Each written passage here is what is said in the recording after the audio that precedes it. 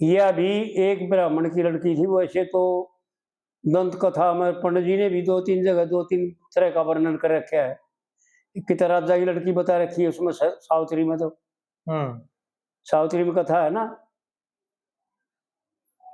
लक्कड़हारे में तो एक ब्राह्मण की कर रखी है। लक्कड़हारे में तो एक ब्राह्मण की, और सावित्री में भी एक वर्णन है उसका, राजा की लड़की का। तो वैसे दंत कथा में है, लेकिन लेख में जो आया ना, देखा हमने टोया, तो ये ब्राह्मण की लड़की थी। और अनसुईया ऋषि भी ब्राह्मण था, अत्रि ऋषि ब्राह्मण था, और अनसुईया भी ब्राह्मणी थी।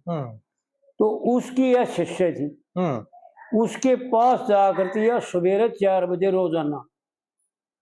और जब एक दिन यह गई तो इसने प्रश्न किया कि माता, मेरा पति, मन ने भी पति चाहिए, जवान होगी, इसके बिना तो औरत का गुजारा नहीं, तो मैं किसके साथ शादी करूं? कैसा पति चाहिए मेरे को जो मेरे अनुकूल हो, जो मैं चाहूं वो काम करे, घर गृहस्थ में ज्यादा विलीन ना हो, आसक्त ना हो।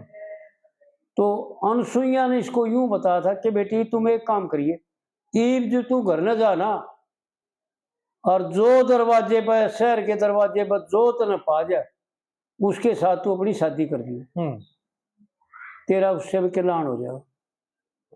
तो ऐसा उसका लेख हुआ है। यह जब गई दरवाजे का भीतर बढ़ने लगी तो किसी कोडी का एक टोकरा रखा था, और ये थे तो ऋषि, ये फिर बाद में तो ऋषि हुए, और इनके नेत्र भी ठीक हो गए थे अश्विनी कुमार के द्वारा। ये जो पाछे मकरवती लड़की का, राजा की लड़की थी ना, उसने जो चमन ऋषि की आंख फोड़ दी थी, उसने भी अपने पति व्रत धर्म, तो इसके लिए उसका वर्णन है कि वृद्ध पति की सेवा करके भारी सुख पाई थी जी। उसने भी जो है ना पति व्रत धर्म का पालन कर कर अश्विनी कुमार के द्वारा औषधि लेकर के, और उस अंधे की आंखें जो है ना पूरी ठीक करवा ली थी।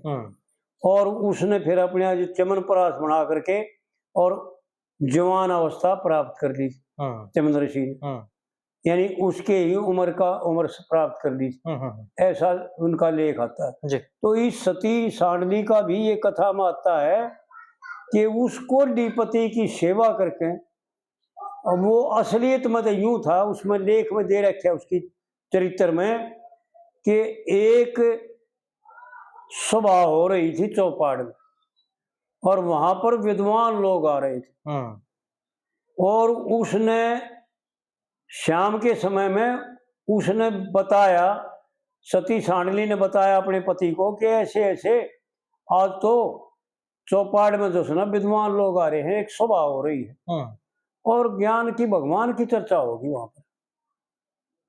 2 घंटे चला, एक 3 घंटे चला, एक 2.5 घंटे चला।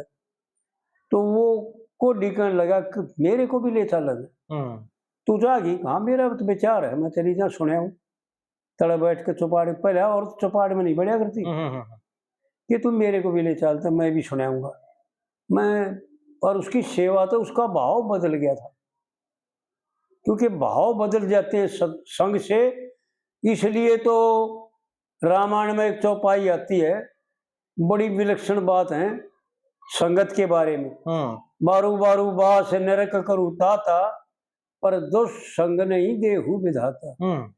तो उस सती सांडली का संग करने से उस व्यभिचारी कोडीपति के विचार बदल गए थे, और परमात्मा में उसकी वृत्ति जुड़ गई।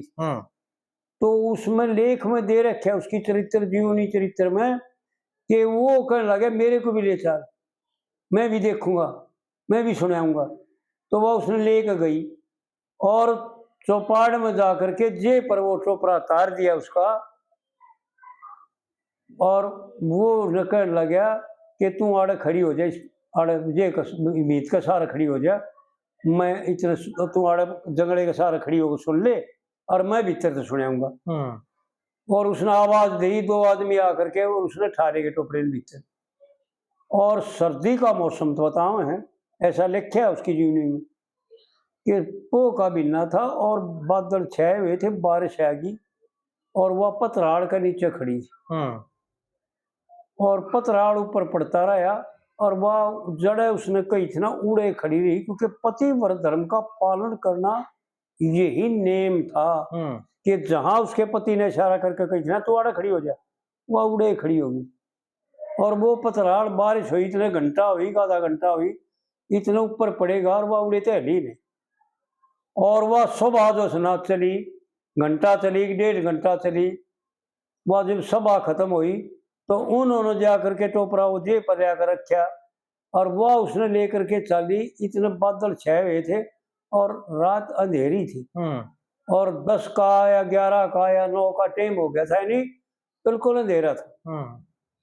और वह लेकर जो है ना रास्ते पर जाती, वहां पर रास्ते में जो है ना मांडव ऋषि किसी राजा के द्वारा सूली पर टांग रखा था। और जब टोपरा उसकी जड़ के लकड़ी तो टोपरा उस सूली के लग गया और वह सूली लर्जी ना, जब वह हली तो मांडव ऋषि का दर्द होया, क्योंकि वो उसने सूली पर टांगा ना। तो ऐसा बताते हैं कि सूली होती है ऊपर तो पन्नी और तले तो चौड़ी नहीं, तिरछी होती चली जा चौड़ी, और चरकन उसमें वजन से अपने वजन से ही चीर देती है वह और 2 फाड़ हो जाती है, मर जाता है। लेकिन मांडव ऋषि योगी थे, राजा ने दंड दे करके, उसने गलती भी नहीं करी थी। कोई बचपन में गलती करी होगी ऐसा लेख भी देते हैं, लेकिन उस वक्त जिस गलती की सजा वो भुगत रहा था वह गलती उसने नहीं करी थी।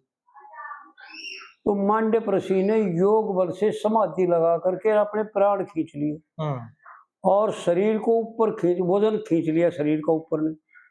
उस जितनी भी सूली उसका चुभी चल रही थी उतनी रहेगी और वो जो है ना चरे ने। और यूं कह दिया मांडव ऋषि ने कि भाई सारा बैठे रहेंगे, हमने क्या दिक्कत है, हमने तो परमात्मा का भजन करना हार्ड है और अच्छा बढ़िया। तो जब वह टोपरे की बाढ़ लग गिर, वह सूली हली तो उसकी काया में जो बस नोक गड़ रही थी ना, उसमें दर्द होया। तो दर्द होने तो उसको जो है ना थोड़ा सा क्रोध आया, भाई कौन मूर्ख है, यानी मूर्खपणे पर। और असलियत ये है कि ईश्वर की यही लीला कहते हैं, दिव्य लीला जिसको कहते हैं जी। व्यवहारिक लीला नहीं थी ये, एक दिव्य लीला थी जो अनोखा दिखाया। यानी दिव्य लीला वो होती है जो इन नेत्रों से देखी नहीं जा, और इन नेत्रों से देखी भी जाए तो उसका स्वरूप बदल करके दिव्य स्वरूप होता है उसका। तो ऐसा दिखाया कि किसी ने पता नहीं लगा संसार में, ऐसा बताते हैं कि किसी को पता नहीं लगा, लेकिन उसके शराब से और उसके सतीत्व से 11 रोज तक सूर्य भगवान निकले नहीं। जब देवता ब्रह्मा विष्णु शिव इकट्ठे होकर के और इंद्र आदि देवता इकट्ठे होकर के और सती सांडली के पास आए कि वे तने तो विधान ने बदल दिया सारा, सूर्य देव को निकलने दे। तो जब उसने यूं बताया कि मैं सूर्य को नहीं निकला, सूर्य नहीं निकलेगा, मैंने रोक दिया। मैं नाट की सूर्य भगवान से प्रार्थना करके नाटी हूं, मैंने विनती करी है, वैसे नहीं रोका, मैंने अपने अहंकार से नहीं रोका, मैंने विनती करी है कि हे सूर्य देव, मैं पतिव्रता औरत हूं, अगर आप उगोगे तो मेरा पति नहीं रहेगा, इसलिए आप मुझ पर कृपा करो। तो सूर्य भगवान ने मेरे को आदेश दे रखा कि तू चिंता मत करे, मैं निकलूंगा नहीं, आऊंगा नहीं, भूलोक पर आऊंगा नहीं। तो वो कहने लगे ऋषि, भाई फिर तू क्यों कर माना, नहीं होता ना मानो, मेरे पति ने जो है ना जिंदा रखो। तो सारे के सारे देवता ऐसा बताते हैं, ये विधान है जो पंडित जी ने इसका वर्णन किया ना, उसके बारे में बता रहे हैं। समझ ले बहन बेटी कि औरत में कितना बल होता है, कि सारे देवता इस बात से जो है ना इनकार कर गए कि ये ऋषि का वचन हम नहीं मिथ्या कर सकते, हमारे में इतनी सामर्थ्य नहीं है। भगवान विष्णु भी, भगवान ब्रह्मा भी जो सृष्टि के रचयिता, भगवान रुद्र भी जो सृष्टि के सिंहारक हैं, वो सब अंदर भी सब नाटके देवी देवता कि भाई हम ये नहीं कर सकते। फिर सब ने विचार कर कर ब्रह्मा भगवान और भगवान विष्णु कहने लगे कि भाई मैं जानता हूं यह किसकी बात मान रही, इसकी गुरु ने ले आओ, और उस समय यह सामर्थ्य है। तो वो भी औरत थी हमारी बाण बेटी, ये समझ लें कि अनसुईया अत्रि ऋषि की स्त्री थी, गृहस्थी थी, कोई महात्मा नहीं थी, कोई सिद्ध नहीं थी, घरबारी थी और संतान भी उत्पन्न की। अनसुईया ने संतान भी उत्पन्न की जी। और यहां तक अपना बल दिखाया है कि भगवान ब्रह्मा विष्णु शिव को भी अपने पुत्र रूप में बना करके और गोड्या में लेकर के दूधी पिलाई है। इतनी ताकत दिखाई है अनसुईया ने अपनी। ये पथ भी एक बार बताया था एक वीडियो में जी जी कि औरतों में क्या होता है, कितनी बलवान होती है, कितनी आध्यात्मिक ताकत होती है औरत में। तो उनके कहने से उसने बुलाया गया, उसको बुलाया गया अनसुईया को। और जब अनसुईया ने आकर के और सती से पूछा कि हे बेटी क्या बात होगी, आप इनका कहना क्यों नहीं मानती, आप सूर्यदेव को क्यों नहीं लिखने देती कि माता ऐसा ऐसा है। तो अनसुईया ने ऐसा लेख आता है कि अनसुईया ने उस कोडी को आशीर्वाद दिया कि बेटी मांडव ऋषि का कथन तो सत्य है, लेकिन मैं इसको आशीर्वाद देती हूँ, मैं इसको वर देती हूँ, मैं इसको वरदान देती हूँ, इसको उम्र कर देती हूँ कि यो मरेगा नहीं, मूर्छित जरूर होगा।